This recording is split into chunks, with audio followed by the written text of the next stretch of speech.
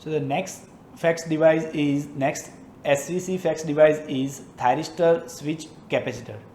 So it is same like a thyristor controlled reactor. Here we connect the capacitor in series with the bidirectional connected thyristor pair, and here we provided the small reactor in series also.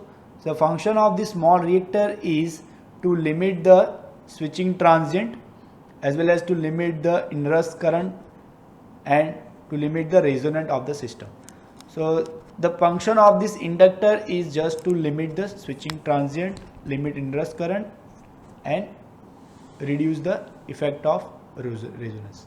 Same way the three-phase thyristor switch capacitor bank, same like a thyristor control reactor, we connected in delta fashion with the control signal provided by the controller based on the difference between the actual voltage and reference voltage that provide the firing angle to generate the reactive power. So basically the switching of the capacitor in the thyristor switch capacitor that excite the transients. So you cannot connect or disconnect the capacitor for any firing angle of the thyristor. So for that you provide the firing control is designed in such a manner that the switching transient is minimum. So when the switching transient is minimum, so when the voltage across the thyristor is minimum or zero, in this case you get the minimum transient. So at that time you fire your thyristor. So when the system voltage and voltage across the capacitor both are same with the same polarity, at that time the voltage across the thyristor is zero. So this is the ideal condition when you fire this thyristor. So generally the thyristor is fired at the instant when the voltage across the capacitor is maximum, or you can say that when the voltage across the capacitor is same as the system voltage, means Vc is equal to V. So normally the capacitor is switched or connected by firing of the thyristor at which the voltage across the capacitor is maximum, or we can say that when the capacitor is fully charged. So these capacitance are changed in a discrete step. The susceptance is adjusted by controlling the number of parallel capacitors. So this is the 1 unit of capacitor bank. There are so many this type of capacitor bank is connected in parallel. So we control this capacitance in a discrete step based on the connection of this capacitor bank with the system. So this is the principle of susceptance control. So the susceptance control is provided by controlling the number of parallel capacitor banks connected to the system. So this is a one capacitor bank, same like this, the number of parallel capacitor bank is connected in parallel. So as you connect the more capacitor bank in parallel and switch to the system, so that provides the more and more reactive supports. So based on the requirement of the reactive power, you connect or disconnect the number of capacitor bank into the system. So that's why it provides the discrete step for the control of the reactive power. The capacitor bank that also serves as a filter for the harmonics when only reactor is switched on to the system. So generally in the as a FEX device, we not use the thyristor switch capacitor alone. We also use the thyristor control reactor that we see in the previously. So we also use this thyristor control reactor. In parallel with, we also use this thyristor switch capacitor. So when thyristor control reactor is in use in the system, at that time this thyristor switch capacitor that can be act as a filter for the harmonics. So whatever harmonic that is generated by this thyristor control reactor TCR, that harmonic is filtered by using this thyristor switch capacitor. So this capacitor acts as a filter. So when only reactor is switched, it means when only TCR is used in the system, thyristor control reactor, at that time this capacitor, it means this TSC act as a filter for the harmonics. Now advantage of using the TSC is that they provide the dynamic stability as compared to the thyristor control reactor. It means provide the more stability to the system. Disadvantage that the more number of thyristor switch capacitor is required, so the cost will increases. Same like this unit, we require the number of unit based on the requirement of the reactive support. So as you require the more and more reactive power, you require more and more number of units connected in parallel. Switching of the thyristor switch capacitor. So as we discussed that the thyristor switch capacitor or switching of the capacitor that excite the transient. So because of that, you not fire the thyristor at any angle. So here you can see that at T1 instant, this is a switching on instant of the thyristor switch capacitor. So where you turn on this thyristor switch capacitor, so you can see that when voltage, supply voltage or bus voltage is maximum, as well as the capacitor voltage is also maximum, it means same as the supply voltage, at that time you fire the thyristor so that you get the minimum transient into the system. So at that time you can see that current starts flowing into this capacitor. Same way, switching off instant is T2. Again, switching off instant is when the supply voltage is maximum and capacitor voltage is also same as the supply voltage with the same polarity, is negative, here is negative, so that you get the minimum voltage across this thyristor. Clear? Supply voltage and capacitor voltage both are same, so there is no voltage difference. It means the current flowing at that time, so the thyristor is 0 at the starting, so that the transient is very low. Yeah. So you can see that at this point the current is 0 from the capacitor. Yeah. So because of that, the transient happens in this situation is minimum as compared to you fire the thyristor at voltage difference between supply and capacitor voltage. Suppose you fire this capacitor at this instant, so what happened? You can see that at this point the capacitor current is maximum. So suddenly current flowing through the capacitor, because you fire at this instant where the voltage across the capacitor and supply voltage are different, so that creates the transient into the system. So that's why generally we not provide the firing angle delay into the thyristor switch capacitor. We fire the thyristor switch capacitor at the zero crossing instant of the supply voltage, so that we get the transient free operation of the thyristor switch capacitor.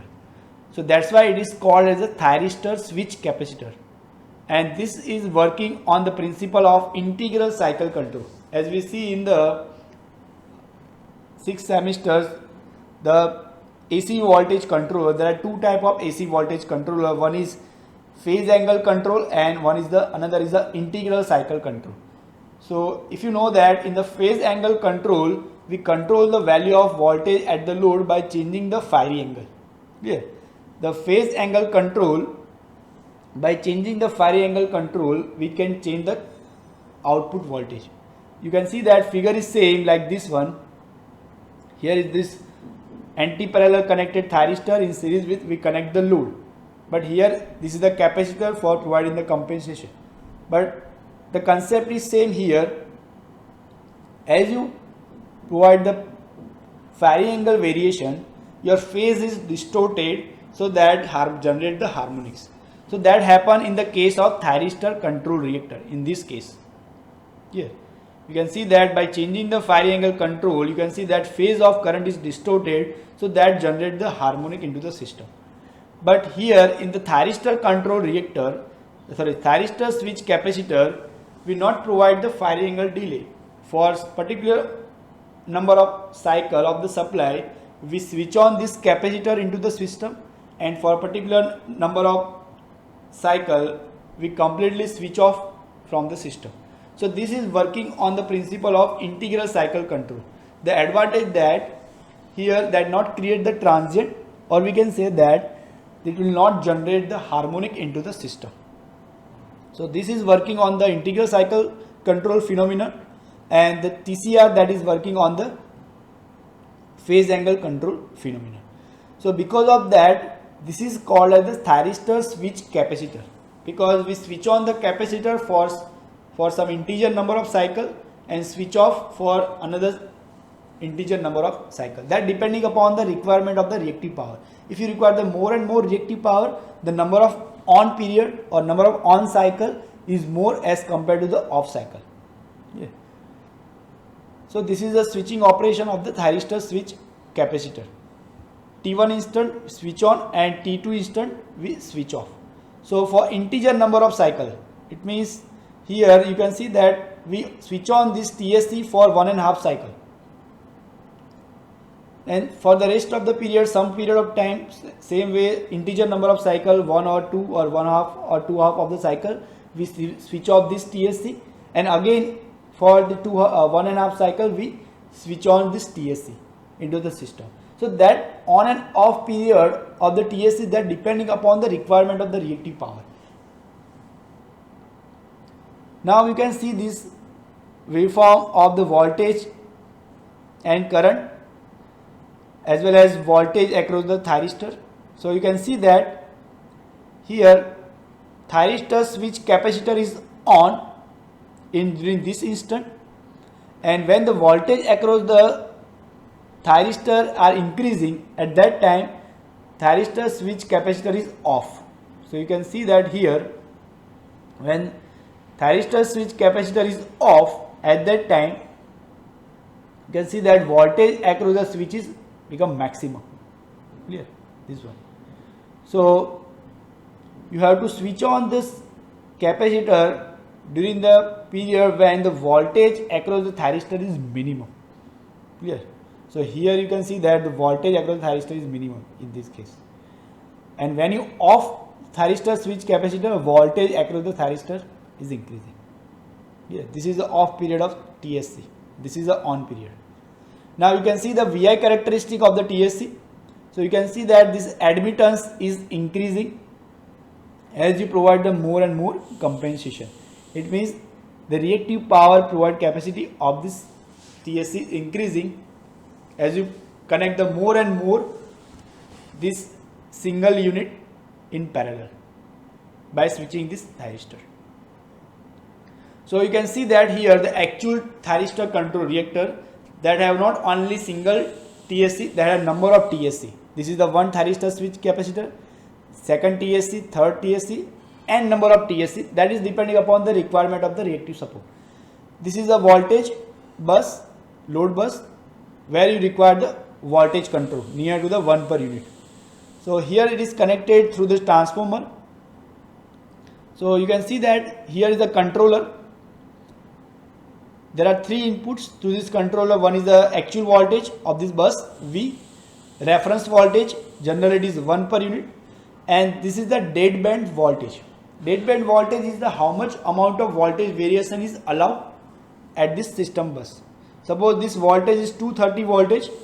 If you need to voltage variation plus or minus 5 volt only, so this deadband voltage is 5 volt. So when the system voltage becomes below the deadband voltage, it means actual per unit voltage means reference voltage is 230, but system voltage, actual voltage is suppose 220 volt. It means it is lower than the deadband voltage, it is lower than the allowable range. So at that time this controller generate the firing pulse such a manner that on and off this capacitor bank into the system and provide the voltage support to maintain the voltage at the load bus near to this reference value. Clear? So here we understand this concept by the example. So here you can see that this is the system characteristic S1, power system characteristic is operated at any point. So if you provide or switch on this only first TSC, first capacitor bank C1, so at that time the operating point is A. You can see that system is operating such a way that its operating characteristic it work like this S1, and if you connect only capacitor bank C1 into the system, then this is the C1 characteristics. So C1 and S1 characteristic intersect at point A. So operating point of this system is at A. So here you can see that at operating point A, the system voltage is near to the reference voltage. Clear? But suppose assume that due to any condition, the system operating condition is changed from S1 to S2. Clear? So now you can see that with only C1 capacitor bank, the operating condition is shift from A to B, because now the system characteristic is changed from S1 to S2. So S2 that intersect with the C1 characteristic at the point B. It means you can see that the voltage at the load bus is decreasing as the system condition is changed from S1 to S2. So now the system voltage is, you can see that, is very low as compared to this reference value. So if you provide the only one capacitor bank, that will not provide the effective compensation. That is the meaning of this characteristic. Suppose you provide another capacitor bank into the system, connect this second capacitor bank. So you can see that the C2 characteristic is this one. Now you can see that your system S2 characteristic intersect with the C2 characteristic at point C. So it means that by connecting a C1 and C2 both into the system, that maintain the voltage at the load bus near to the reference value. So using only one capacitor bank is not sufficient to providing the voltage support. So for that we require the number of capacitor bank in parallel for the effective dynamic voltage control. That's why you can see that in the advantage that they provide the dynamic stability in the power system. So the meaning of this dynamic stability means that as per the requirement of the system, they provide the reactive support. So first we see that the S1 characteristics, and if you provide the only C1 capacitor bank, it is operating at point A.